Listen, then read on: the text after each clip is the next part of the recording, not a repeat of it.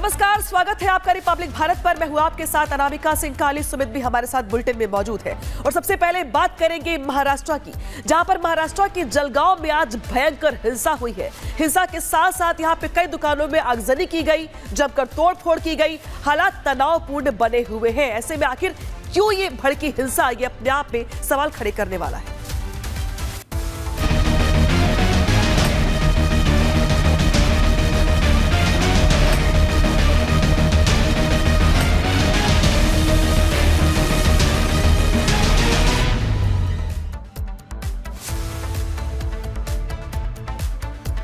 तो हॉर्न के बाद तनाव हुआ, तनाव के बाद हिंसा, और हिंसा ऐसे कि यहां पर जमकर तोड़फोड़ हुई, जमकर हंगामा हुआ, बवाल हुआ।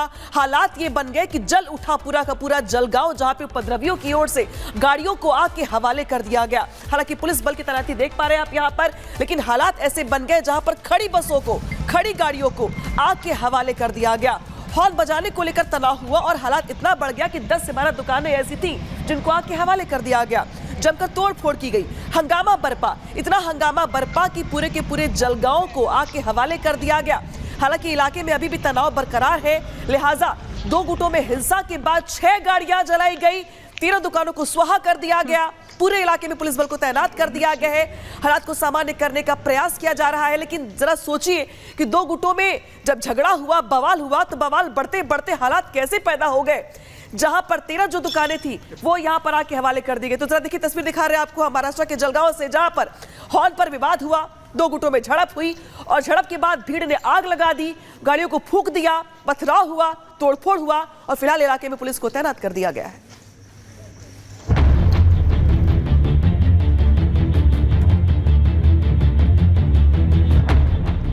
गाड़ियों से उठती ऊंची ऊंची लपटें, सड़कों पर बिखरे ईंट और पत्थर, इलाके में पसरा सन्नाटा।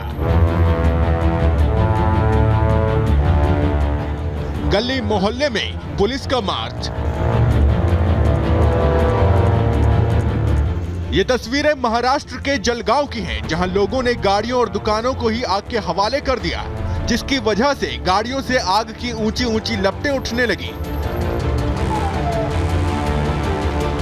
ये सारा विवाद तब शुरू हुआ जब मंत्री गुलाब राय पाटिल के परिवार को ले जा रही गाड़ी के ड्राइवर ने हॉर्न बजा दिया, जिससे उस इलाके के लोग भड़क गए और कार्यकर्ताओं के बीच बहस शुरू हो गई।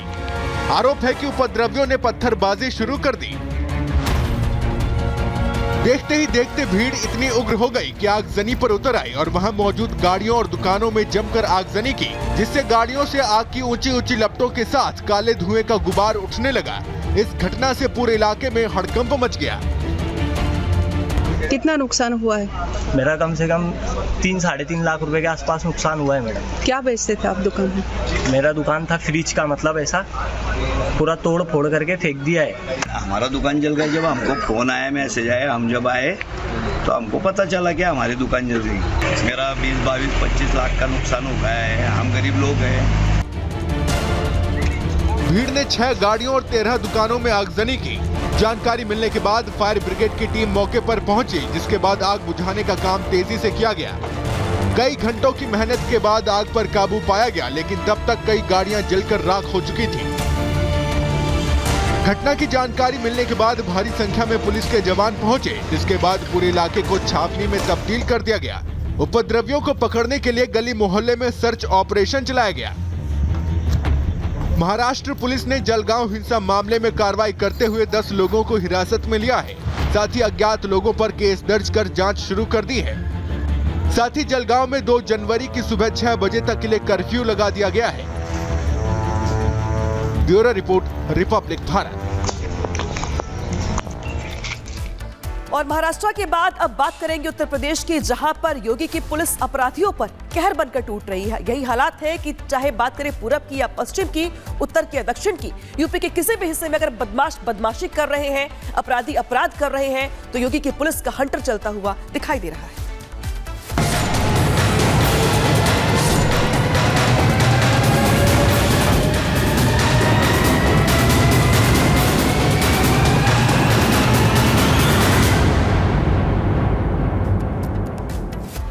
तो बड़ी कार्रवाई की शुरुआत जो है वो 2025 में भी लगातार जारी रहेगी। तो वही बड़ी अपडेट आपको बताएं, उत्तर प्रदेश के बरेली में जहां पुलिस और बदमाशों में मुठभेड़ हुई है, जहां गोली लगने से शातिर बदमाश राजू कुरैशी घायल हुआ है। गिरफ्तार बदमाश से तमंचा और कारतूस भी बरामद किए गए हैं। बड़ी कार्रवाई की गई है बरेली में, जहां पर योगी राज में लगातार कार्रवाई बदमाशों के खिलाफ जारी है। पुलिस और बदमाशों में यह मुठभेड़ बरेली में देखने को मिली है। गोली लगने से शातिर बदमाश राजू कुरैशी जो घायल हुआ है, राजू कुरैशी के पास से तमंचा भी बरामद किया गया है। गिरफ्तार बदमाश जिसके पास से तमंचा और कारतूस भी बरामद यहां पर किया गया है। तो बड़ी कार्रवाई लगातार अपराध बढ़ाने वाले बदमाशों के खिलाफ जारी है। तो योगी राज की वजह से उत्तर प्रदेश में अपराधियों के हौसले पूरी तरह से पस्त हैं। हर दिन अपराध करने वाले बदमाशों का हिसाब हो रहा है। वहीं साल के पहले ही दिन उत्तर प्रदेश की पुलिस ने मुठभेड़ के बाद 8 अपराधियों को गिरफ्तार कर लिया। बड़ी कार्रवाई की, देखिए रिपोर्ट।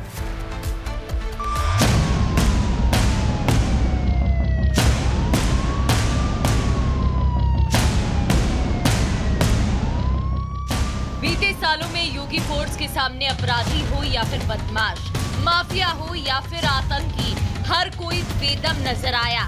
यूपी में योगी राज में कुछ इसी अंदाज में अपराधियों के लिए नए साल की शुरुआत भी हुई है, जिसकी 4 तस्वीरें आपकी स्क्रीन पर हैं। गाजियाबाद, ग्रेटर नोएडा, मेरठ और फिरोजाबाद में एनकाउंटर। साफ है वो एक्शन प्लान जिस पर योगी की पुलिस 7 सालों से काम कर रही है। वो ऑपरेशन लंगड़ा 2025 में भी जारी रहेगा। गाजियाबाद अपराधियों के लिए नए साल का आगमन मुठभेड़ के साथ हुआ। थाना निवाड़ी में पुलिस की अपराधियों से हुई मुठभेड़, जिसके बाद पुलिस ने 2 अपराधियों को शिकंजे में लिया। इनके पास से एक तमंचा और जिंदा के साथ खोखा कारतूस जब्त किया गया। गौकशी करने वाले औजार भी पुलिस ने बरामद किए हैं। इन्होंने पूछताछ में स्वीकार किया कि आज ये यहाँ पे गोकशी करने की फिराक में ही मौजूद थे तथा विगत नवंबर और 25 नवंबर की रात्रि में इन्होंने यहाँ पे इसके पास ही एक गोकशी की घटना कारित की थी। इनके कब्जे से तमंचा, जिंदा कारतूस व गोकशी करने के औजार बरामद हुए हैं। यूपी में जीरो टॉलरेंस नीति के तहत अपराध और अपराधियों पर लगातार लगाम लगाया जा रहा है। नए साल के मौके पर योगी की पुलिस कुछ इसी अंदाज में नजर आई। ग्रेटर नोएडा में 3 बदमाशों से पुलिस की मुठभेड़ हुई। तीनों बदमाशों के पैर में गोली लगी। ये बदमाश चोरी लूटपाट की घटना को अंजाम देते थे। पुलिस ने इनके पास से तमंचा और एक मोटरसाइकिल के साथ नकदी बरामद की। थाना फेजवर की पुलिस गोलचक्कर के पास चेकिंग कर रही थी, जहां पर एक मोटरसाइकिल पर 2 संदिग्ध लड़के आते हुए दिखाई दिए थे। उनको रोकने का प्रयास किया गया। उनके द्वारा पुलिस पार्टी पर फायरिंग की गई। पुलिस पार्टी के द्वारा आत्मरक्षार्थ फायरिंग की गई, जिसमें एक बदमाश घायल हुआ। पूछताछ से ज्ञात हुआ कि एक शातिर अपराधी है। इसके ऊपर पूर्व से आधा दर्जन से ऊपर मुकदमे पंजीकृत है। नए साल पर मेरठ के इन अपराधियों से भी मिलिए। थाना सरधना पुलिस के साथ मुठभेड़ में इनके पैर में गोली लगी। इन पर आरोप हत्या का है। इनके पास से तमंचे और कारतूस जब्त किए गए। मृतक का मोबाइल फोन भी पुलिस ने जब्त किया।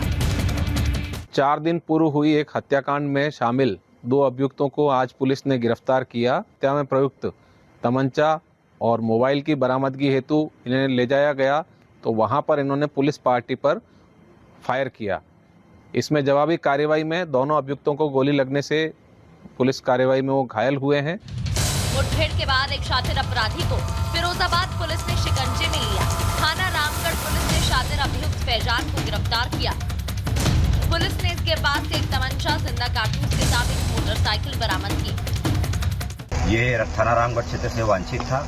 आज रामगढ़ थाना पुलिस गश्त पे निकली हुई थी और ये बाइक से जा रहा था। इसका रोकने का इशारा किया गया। पुलिस को देखते ही ये भागने लगा और जहां हम लोग यहाँ खड़े हैं घटनास्थल पे अपने को पुलिस से घिरता हुआ देख इसने पुलिस के ऊपर फायरिंग कर दी और आत्मरक्षार्थ में पुलिस ने भी इसके ऊपर जवाबी फायरिंग की है। योगी की सेना का संदेश उन बदमाशों के लिए है जो अपने मन में वारदात करने का मंसूबा पाले हुए हैं।